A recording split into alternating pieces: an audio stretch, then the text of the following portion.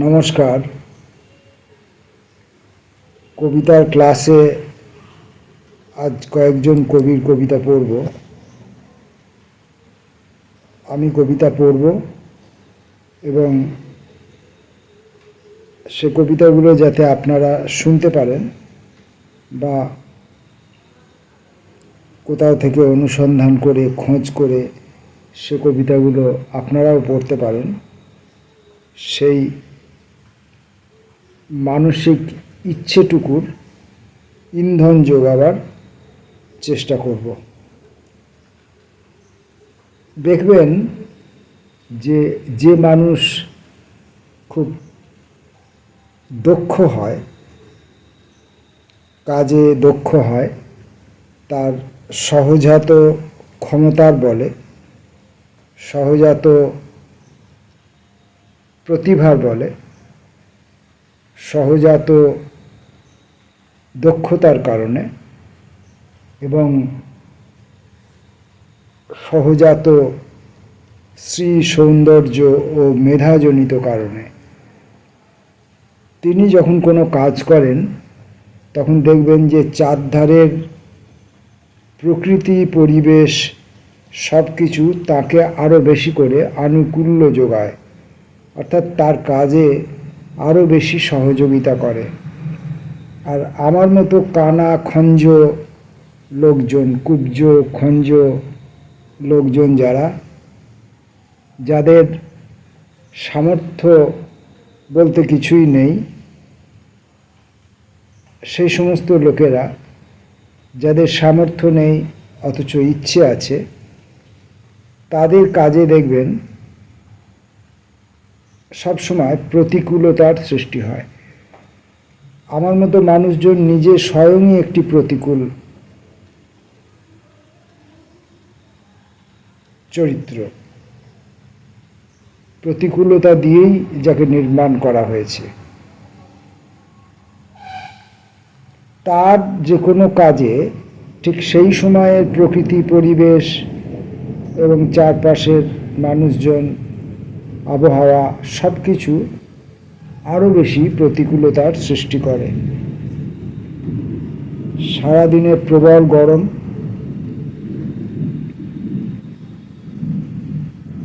বিদ্যুৎ যাওয়া আসার কম্পিটিশন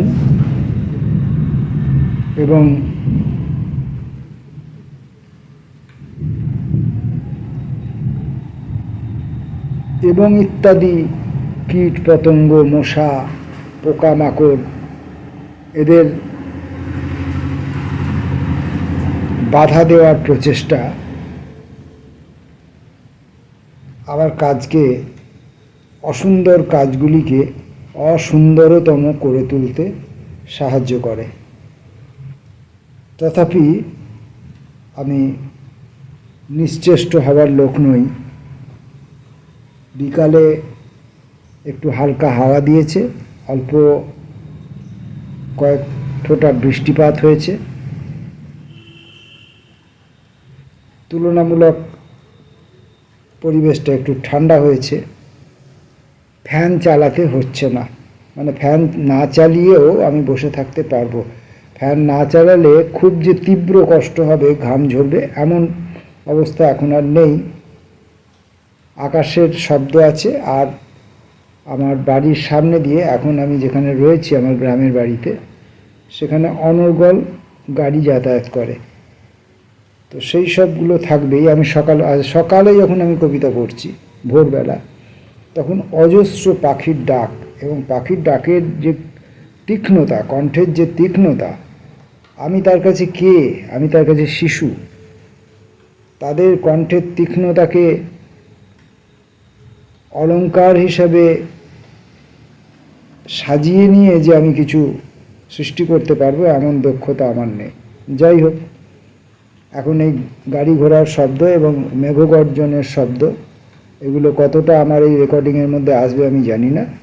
এরই মধ্যে আমি কয়েকটি কবিতা পাঠে মনোযোগী হলাম।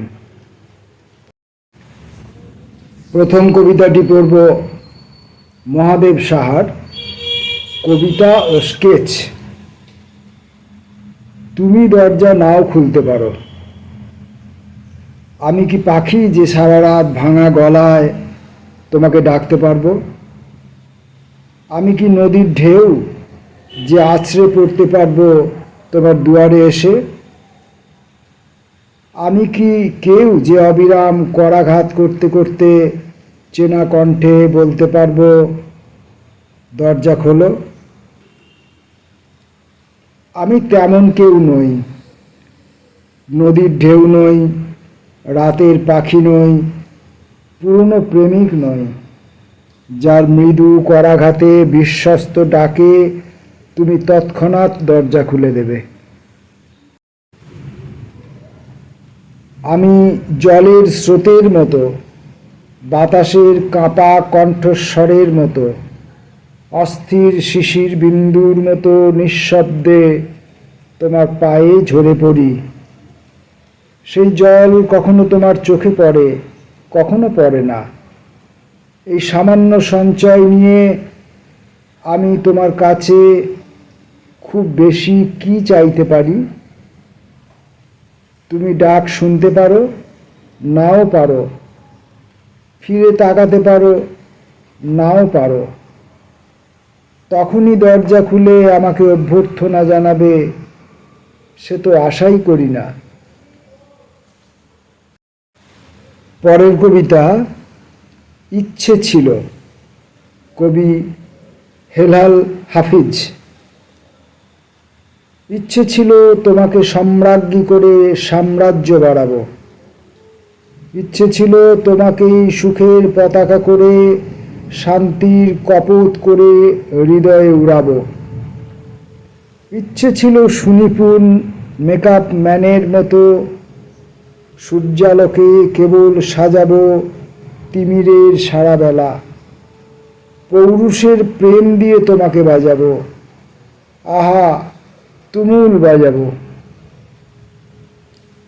ইচ্ছে ছিল নদীর বক্ষ থেকে জলে জলে শব্দ তুলে রাখবো তোমার লাজুক চঞ্চুতে।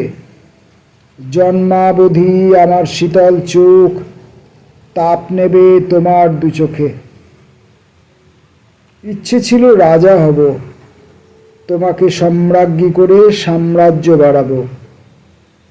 আজ দেখি রাজ্য আছে, রাজা আছে, ইচ্ছে আছে, শুধু তুমি অন্য ঘরে।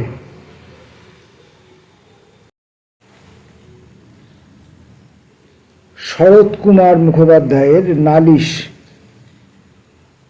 তখনও ট্রেনের কিছু দেরি আছে দেখে আমি বিরক্ত হয়েছি। মিথ্যে এত ছোটাছুটি, রিক্সাওয়ালাটার কাছে খুচরো পয়সা নেওয়াই হলো না। তখনও ট্রেনের কিছু দেরি ছিল, তাই আমি মাস্টার মাস্টার নালিশ লেখার খাতা দাও বলে তার অফিসে ঢুকেছি। বিশাল খাতার মধ্যে দ্রুত লিখে ফেলি, কেন যে ট্রেনেরা রোজ দেরি করে আসে, ক্ষতি হয়। শুধু এই শূন্য গ্যালারির মতো রুল টানা কাগজ, অথচ এসেছে মাত্র কটি মৃদু কথা এক কোণে, ক্ষতি হয়। ভেবে একটু লজ্জিত হলাম। আসলে নালিশ ছিল যথেষ্ট জোরালো। রেল কর্তৃপক্ষ কিংবা বিধাতা, সমাজ, রাজনীতি, জীবিকা, বন্ধুত্ব সব কিছুর বিরুদ্ধে ছিল বিষম বিক্ষোভ। অথচ কলম খুললে হিংসা চলে যায়। মনে হয় ক্ষতি যা হবার তা তো হয়ে গেছে। ক্ষতি হলো খুব। নষ্ট সময়ের স্তূপ ভেঙে তবু শব্দ আসে তার। একেবারে না আসার চেয়ে সে কি ভালো নয়? বিশাল খাতাটা পড়ে থাকে, দেরি করে যে এসেছে, ইচ্ছে করে ভালোবাসি তাকে।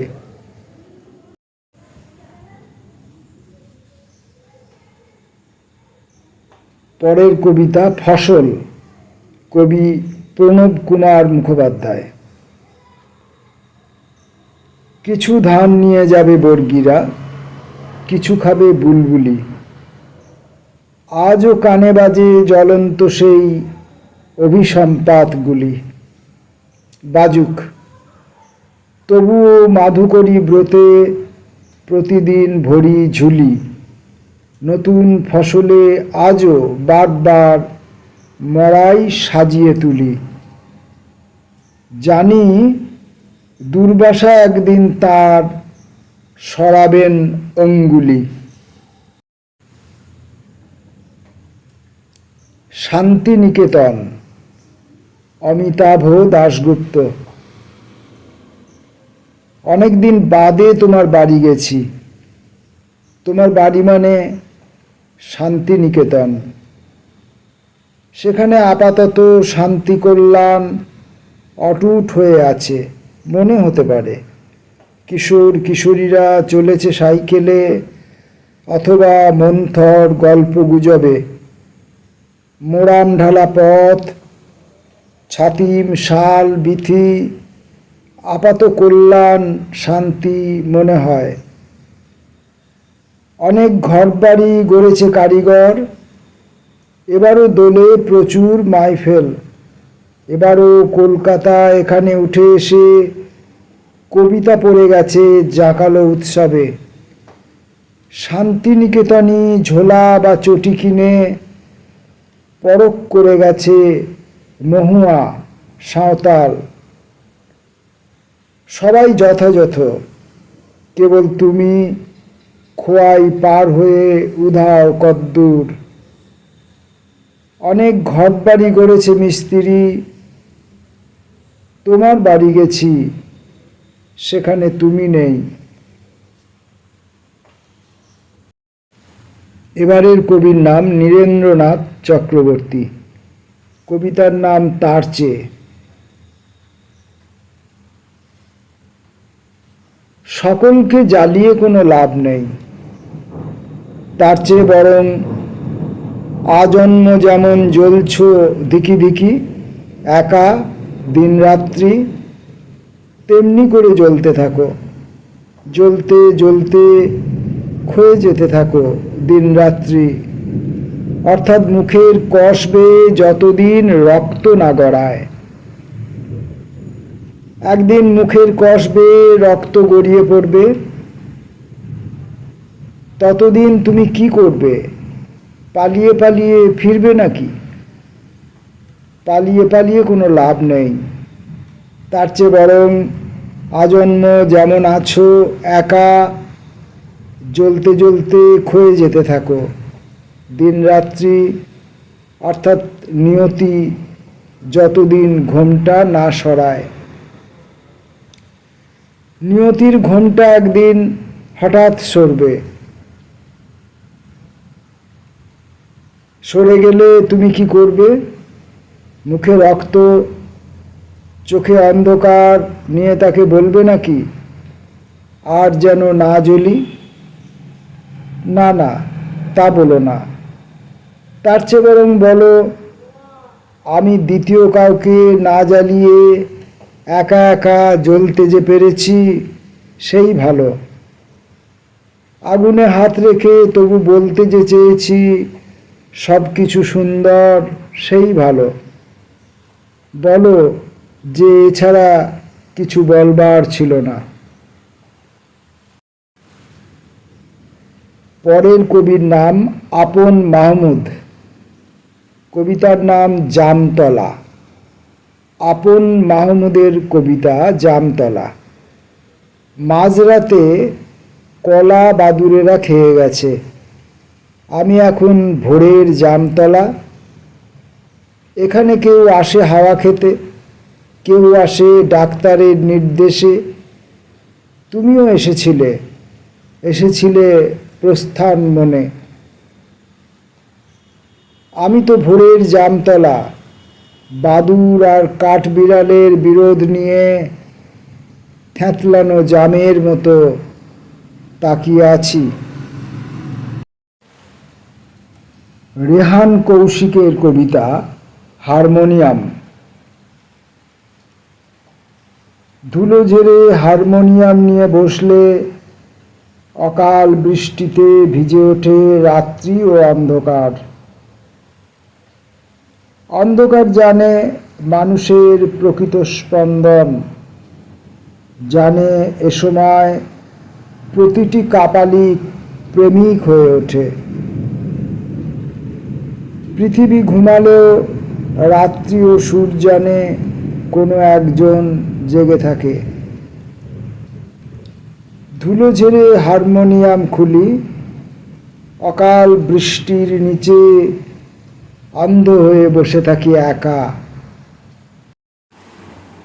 রেহান কৌশিকের যে কবিতাটি পড়লাম, এইটি দিয়ে আজকে আমাদের কবিতা পাঠের এই সময়টুকু আমরা অতিক্রম করলাম। পরবর্তী আবার কোনো ভিডিওতে আবার নতুন কোনো কবি, নতুন কোনো কবিতা নিয়ে আমরা আসব। তখন কথা হবে আবার। আপাতত এই পর্যন্তই। নমস্কার।